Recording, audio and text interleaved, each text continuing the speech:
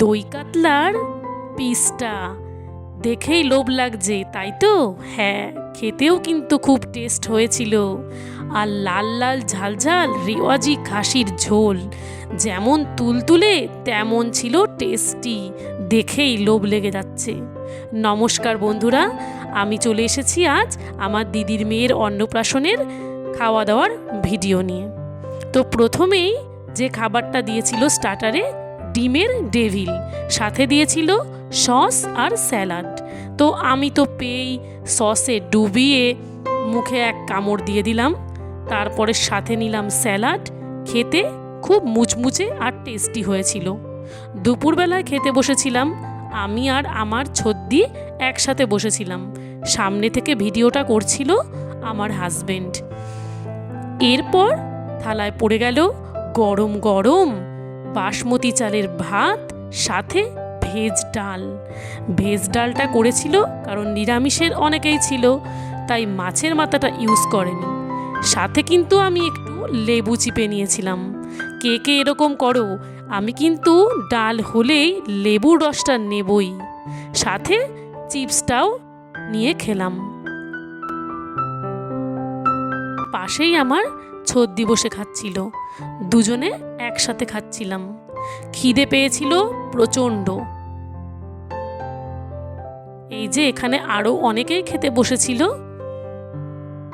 পুরো প্যান্ডেলের ভিডিওটাই আমার বর করেছিল। এরপর ভাতের সাথেই দিয়ে দিল দই কাতলা।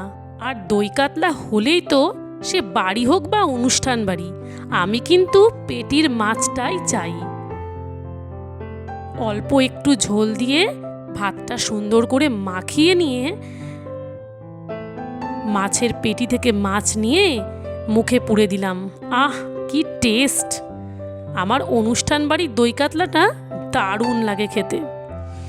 আর মাছের পেটির যে তেলটা, সেটা খুব পছন্দ করি আমি খেতে।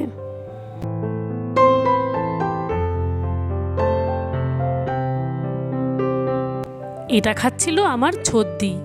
এটা মাছের দাগার যে পিসগুলো, সেটা। আর আমি সবসময় পেটিটাই পছন্দ করি, তাই চেয়ে পেটি নিয়েছিলাম। গ্রেভি গ্রেভি হয়েছিল, খেতে খুব টেস্টি ছিল। এরপরেই চলে আসলো ভেজ ফ্রাইড রাইস। কাজু, কিশমিশ, গাজর, বিনস এইসব দিয়ে করেছিল, যেহেতু নিরামিষেরও অনেকে ছিল। এরপর চলে আসলো মাটন, নরম তুলতুলে রেওয়াজি খাসি, ঝাল ঝাল, সেই টেস্ট ছিল খেতে। সাথে ফ্রাইড রাইস, জমে যাবে একদম।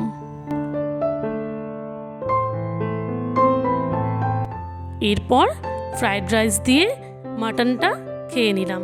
যারা মাটন খাবে না তাদের জন্য ছিল চিকেন কষা।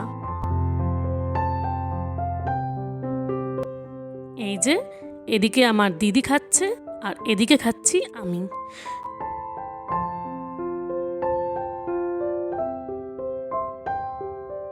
প্রথমেই 2 পিস মাটন আমি নিয়ে নিয়েছি। আমার খাওয়া প্রায় শেষ।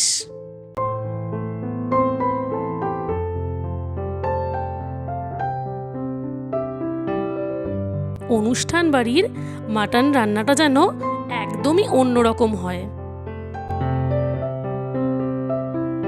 খেতে খুবই টেস্ট লাগে। এই যে আমার ছদ্দিকে আবারও দিয়ে দিচ্ছে একটা, আর আমাকে পরের বার এসে দিল 2টো।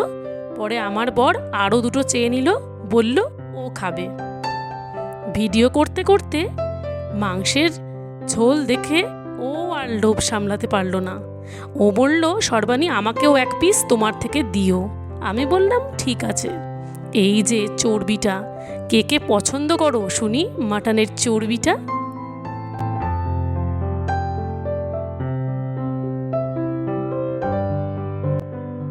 মাটন রান্নাটা কিন্তু খুবই টেস্টি ছিল।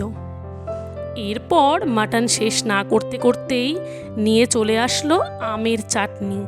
এই গরমে আমের চাটনি সাথে পাঁপড় ভাজা একসাথে মেখে খেতে দুর্দান্ত লাগে আমার।